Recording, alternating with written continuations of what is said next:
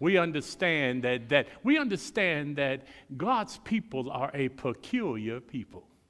And you've got to understand the word to understand the faith-based community. So anyway, I just want to say that we're very blessed, very thankful that a couple of months ago we unveiled, and what you have in your package is a brochure as well as a card that talks about Orwa Financial. And I'm very thankful to say, very humbled to say that they named me as president of Orwa Financial.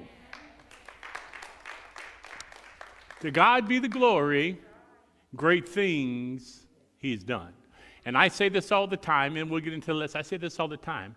God will blow your mind if you let him.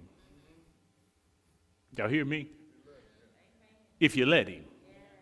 He'll blow your mind if you let him. And so as we continue to move forward, there's nothing too hard for God, right? Not too hard for God. Nothing too hard for God. I'm in the book, y'all, and nothing too hard for God.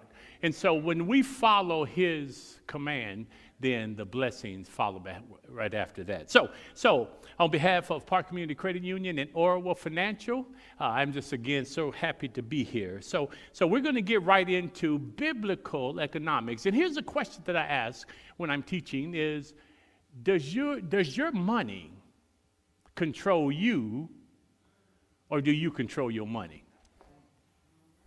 There's a difference. There's a difference of whether or not, if your money is controlling you, you're working for free. And nobody wants to work for free.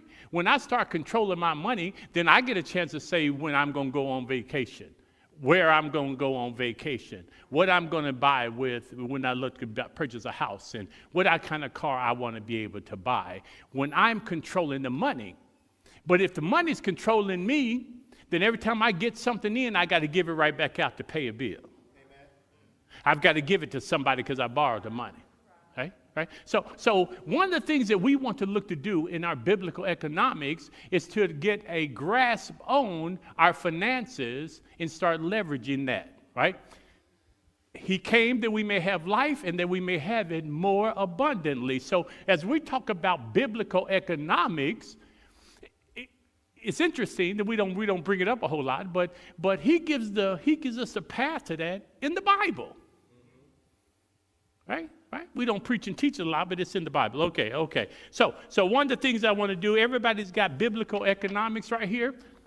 One of the things I would say, and I'm going to say it on the front end, I don't want anybody to think there's no hope for them when it comes to getting their finances in order.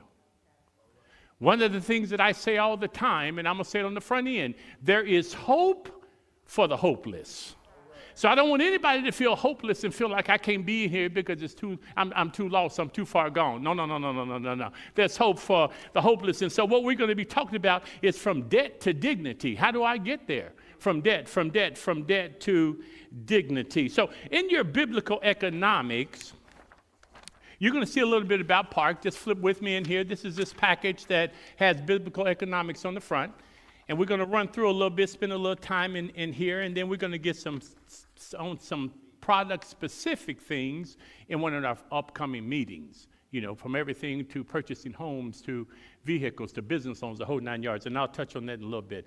This is just a little bit about Park Community Credit Union. Here's the beauty in Orwa Financial, because throughout the country there have been some African-American financial institutions that have opened. One of the challenges is having enough. Beauty about Park is a $1.1 billion company.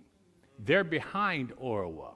So we're able, they do all of the backroom of everything that we do in Orwa, which allows us to be able to utilize and to be able to lend and put together products, services that will be beneficial to our communities. Park is the fourth largest credit union in Kentucky. Park is a $1.1 billion credit union. It's been selected as, for 7 years in a row now, one of the best places to work because Park believes in taking care of its employees and taking care of its members. Now, the good news is, at New Covenant, you're already a member, right? And I'm going to get into this in a few minutes, but I'm just going to say it since I'm touching on it right now. There is a difference in doing business with somebody and having a relationship. Okay, I want us to understand that. I want us to know that you can do business with anybody. Relationships have their privileges. Come on, talk to me in here now. I mean, we personally know if we've got a relationship with somebody personally, there's some things that you'll go above and beyond to do because you've got a relationship with them. And so one of the things that we want to make sure that we're establishing is a relationship. New Covenant has a relationship with Orwell Financial, with Park Community Credit Union.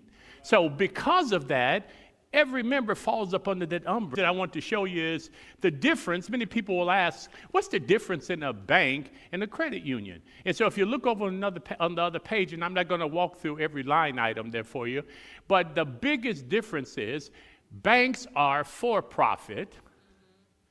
The credit union is a not-for-profit. All right? Now, I didn't say non-profit, a not-for-profit. So the money that the credit union brings in has to take care of salaries and overhead and some of the programs that we do. And because we're not having to pay board of directors, our board of directors are volunteers. We're able to put things back into some of the